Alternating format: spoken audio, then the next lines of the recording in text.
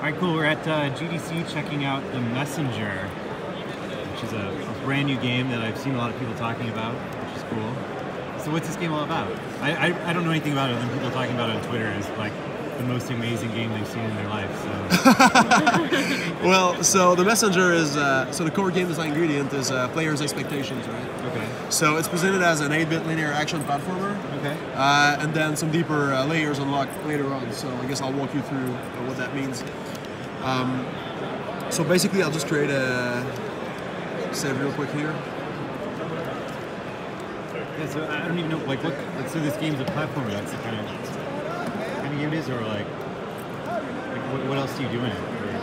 So, well, it's really like action platforming. It's what you'd not necessarily what you'd expect. And we have a bit of a twist to it. Like the game is very much aiming at speedrunners, you know, with everything, all the tools that we give you to navigate the environments and be able to like maximize your performance and whatnot.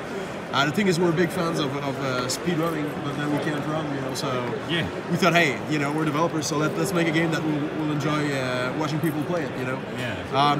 So basically, it takes place in this cursed island where the only survivors of the human race can't leave their village, and it's been like that for centuries because the demons might come back, right? Okay. And so you're just training day and night, and it kind of sucks. Actually, you put this bored ninja that has to go to a history lesson about a magic scroll and some Western hero flying in to save everyone at the time of greatest need, and he's basically just like, hey, nothing's ever happening. So here you learn the first mechanic that we have, which is there's no double jump in the game, but whenever you hit something, you get to jump again, right? Okay. It's called the cloud step. So as long as you can maintain it, right, you're in the air. So, you know, first we go easy on you, but eventually you'll be crossing lava pits and whatnot, trying to maintain your hand against gravity. The idea being that if you're going to play a ninja, it should look like a ninja, right, when you watch someone playing. And so basically, you know, during class, you're like, this is kind of boring, it never happens anyway, and upon the warning that you should not take the elder's counsel lightly, obviously, you know, shouldn't offend the day you picked up the controller. And so now the demons attack, and it's like, oh, this is all wrong, you know, some Western hero was supposed to fly in on a mighty beast to save us. It doesn't look like it's gonna happen, and so now you meet the classic "I'll kill you next time" final boss, right? And what do you know? Oh, thank you. Yeah. So we're shooting for you know, kind of NES that could have been, if you will. You know, we want to make the game as good as our memory of these games, because often what we really miss is being 9 years old, right, and not so much as stiff controls and repetitive music and limited graphics. You know, so. We're sticking to the color palette, you know, as much as possible. Like purists will find that it could probably not have run on an NES, but we're going for that. It should definitely have that feel, you know. So yeah, basically this other hero flew in with his bow, and so they're like, you got lucky this time, right? And so in pure no time to explain fashion, the hero gives you a scroll, and it's basically, hey, you get to leave the village now because you got to carry this across the cursed island and take the scroll to the top of the faraway mountain. And so we need a messenger, you know? And so now you're the messenger. And so you get to leave. You get to leave your village, and you get to have your own little adventure. And so from there, the game has had a serious setting so far with the even trying to go in cliche, right? Because what we're doing is the main, as I was saying, the main game design ingredient that we have is players' expectations. So the idea is that you think you know what you're getting into, right? So you're like, all right, you know, action platforming, I'm playing a ninja, reminds me of Ninja Gaiden, right? And oh, demons, sure, and I'll carry the scroll, why not? And as soon as you hit the first checkpoint in the game, so now here we'll start seeing some enemies. So we're collecting these time shards, which are those crystals we use for coins in the game. And so really quickly you'll be stuck in a pit. So I'll just get there in a moment. This looks awesome. Cool, I love kind of games like this. Like I just played through Shovel Knight on the train out here, and like. Which, the DLC too, or just the? Just the first one. It's a game that I've bought like 100 times on every platform. Yeah. I've never actually played. Oh wow. Yeah. That's another thing too. You mentioned Shovel, like, you know, how the soundtrack is great, right? So we have that going on as well. Our composer Rainbow Dragon Eyes, who's a technical death metal drummer who does chiptune as well. He's composing directly out of Family Tracker, so it's an actual NES ROM where you guys were playing it. So see here, now we're stuck, and we discovered that the checkpoints, you can enter them, and it leads into this weird place, right? Oh, really? Yeah. This is the first hint that there being more to it than you thought, you know, in the game. And so then you meet this hooded figure who's always setting traps and is super condescending and super cynical. And that's when the tone really changes, because the game is actually, there's a lot of humor. It's kind of dead. Yeah. And there's some breaking the fourth wall and whatnot. And so the idea is that, you know, by sort of doing this handshake with the player, that we acknowledge the cheesier elements of these epic quests, you know, then we can guiltlessly indulge, you know, by both knowing that, you know. And so we're picking fun on the style as much as trying to give you a solid slice of what it has to offer, you know. It looks really cool. So here you unlock, here you have your talent tree, you know, so you're spending your money. Like here we can recover from receiving a hit, we can jump off of that, so it's kind of like damage boosting, you know, improved, and then, you know, you'll be getting bigger health bar and whatnot. You know, eventually with enough cash. And so now he gave us climbing claws, right, so that we were able to get out of this pit. And so this is where you understand that there's a bit of an RPG layer to the game, you know. So you'll be getting augments and whatnot. So is there like backtracking, like Metroidvania style stuff, or you just enhance your dude? Right. So. Right. Well, I guess we should get to that now. So the thing is, so you'll be fighting bosses and everything, you know, and eventually. So if you imagine you've been playing for the first few hours, like you've done about 10 areas, 10 different levels, and they're all fairly classic. You know, here we have our autumn hills, you know, the forest at night. We're gonna have the bamboo creek with the river and the bamboo and the catacombs and the glacial mountain and all of that, right? And then eventually, you make it to the top of the mountain, right? Which is foreshadowed as the end of your adventure, you know, the end goal of what you're doing, right? And so when you get there, you meet the shopkeeper, the blue-robed figure, with two other colleagues, and they're basically like, "Hey, so you made it? Are you the messenger, though?" And so they're like, "Hey, hold the scroll skywards, right?" And it shoots a beam in the clouds, and the big tower faces in, right? And this is where it's called the Tower of Time. And this is where, so I'll show you real quick. So this is where the game takes a bit of a turn, right? It doesn't look like the rest. It doesn't seem to fit what you've seen before. You've got, you know, like pink lasers and blue crystals, and there's like synthwave music going on. It looks like there's a cult around the shopkeeper. You're like, what's the deal, right? So something is beginning to unfold. Sorry. So at this point, you're fully upgraded.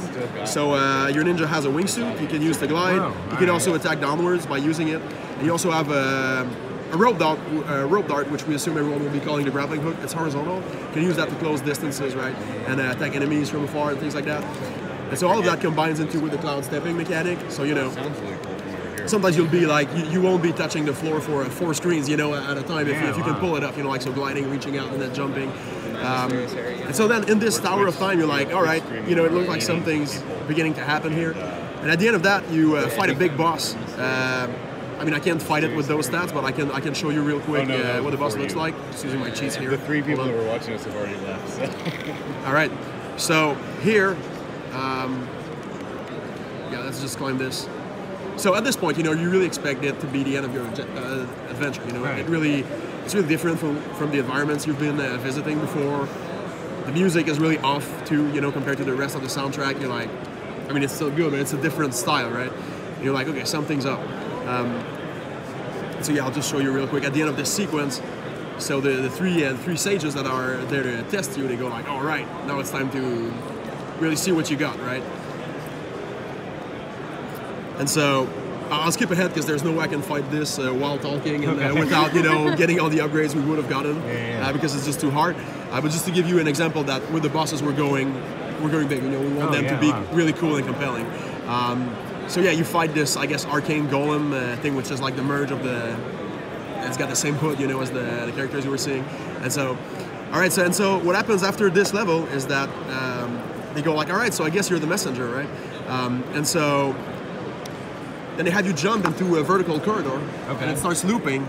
And looping and looping again, and then your character divides in 8 and recomposes, and then the game explodes into 16-bit. Oh wow! All right, yeah. And now you're like, all right, so that happened, right? And then you exit the tower, which was at the top of the mountain, and now you're at the top of the tower. So now you're in the Cloud Ruins, which is like remnants of a civilization of giants that used to live in the clouds, right? And now you're in 16-bit, right? And so, you know, we've got more colors, more frames in our animation, everything is smoother. We're playing with the Sega Genesis sample library for the music. Now instead of, you know, just Femi Tracker 8-bit. And then you do that for a while, so now you're in the clouds and you meet an evil sky serpent. There are like chase sequences. So you still have all the same abilities and everything, right? Like yeah. The graphics just got upgraded? Right, yeah, absolutely. And so what happens is that this supports what happens in the story that you were sent to when the messenger was needed and not where, right? So now you're 500 years into the future. Okay. And so we support that by giving you a visual upgrade like of one generation of console. Yeah, that's a neat idea. And so you're cool, thank you. And so you're So you're playing with the Sky Serpent that's chasing you now and then, and you end up fighting it and eventually beating him up, and so it sort of like snaps him out of, he was mind controlled by the demons, and so you basically just made a powerful ally. And then you go to hell because you need lava to end your epic quest, right? And then that's when you'll be fighting the big demons that you saw during the intro. And they basically, you beat them up and they're like, hey, that's not going to do at all. And so they cause a big earthquake and the underworld's about to crumble. And just as you think you're going to die, sure enough, the Sky Serpent saves you back, right? And then you basically ride it so far east that you loop back around from the west of your little world. And basically you go back to the beginning of the game, but in the future. So now instead of a ninja village, it's a soldier's outpost. Oh, wow. And now they get attacked by demons, and then you fly in on your mighty beast and go, hey, no time to explain, grab this scroll to a soldier. And right? This is in 16-bit graphics now, but so now, so if we look at the, so it's like this now instead, right? Okay. And so now if we, and then your messenger, like there's a silly cutscene that happens that basically your messenger dies, and so you got to pick up the scroll again, and you need to finish this yourself. And so now you're like, okay, so what do I do from here, right? You're in this 16-bit world instead. It's a little bit harder. We kind of revisit the level layout and all that. So now it's like, well, look at your map and figure out what to do next, right? And you're like, I didn't know I had a map, and that's when it dawns on you that they gave you a scroll, you never even read it, right? And so now you unlock the ability to press select, and that's when you realize you had a Metroidvania hiding under your nose all this time. How many hours into the game would you experience? It's hard to tell. We haven't done playtesting yet.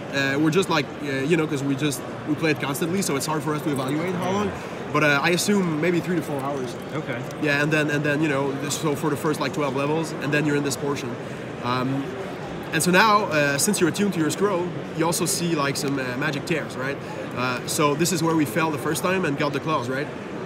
Okay, yeah. But now it's like, hey, I could go up there, right? And if you look on your map, you can also see that there's something up there that you haven't done. Yeah. But now you have to cross the tear, which takes you back to the 8-bit world, right? Okay, and so this is sort of our addition, you know, to the puzzle exploration of Metroidvanias, is that you'll be switching back and forth in real time between those two time periods, and they re-affect the level layout. So, you know, sometimes you'll go on a long trek looking for a portal, and then you'll backtrack, you know, in a harder version of a level that you've seen before, and sometimes this opens up a new path, and so sometimes it's more moment to moment like this, where we'll just be challenging you, you know, with just like a quick puzzle platforming and things you got to figure out. So there's a few good examples down here.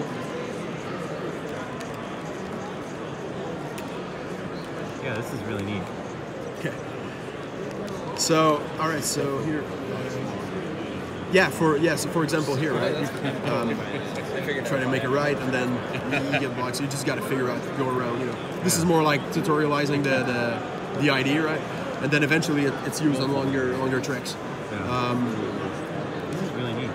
And so, yeah, and then I guess maybe one last thing is we're also doing shapes. So because basically the whole game is running at runtime in both renditions, you know. So the first time around here, you're like, sure, there's fireflies, whatever. You just jump on the branches. Then the second time around, the trees grew, so the branches are gone, right? Oh yeah. But now since you can see the tears, you can see that through those fireflies, there's like a shape that inverts the time period, right? And so the branch exists only in 8-bit, and you can see your character here at the scene being drawn, you know, in both, and then you can hit them to, oh sorry, I zoned down here. Yeah, that's really So neat. you can hit these, you know, to make the shape bigger and merge them, and so you're kind of like creating your platforms, you know. So yeah, that's the messenger in a nutshell. Everything you can imagine we can do with that, we do it basically, you know, like running it inside a shape to stay outside of a dead zone, or exposing a weak point on a boss or whatever, you know, so. That's a really cool mechanic. Cool, thank you. Awesome, so when's this coming out, you think? This summer. This summer, yeah. Okay. So on a PC and Switch. Awesome, cool, thanks so much for showing me, this is really neat. Yeah, thanks for taking the time.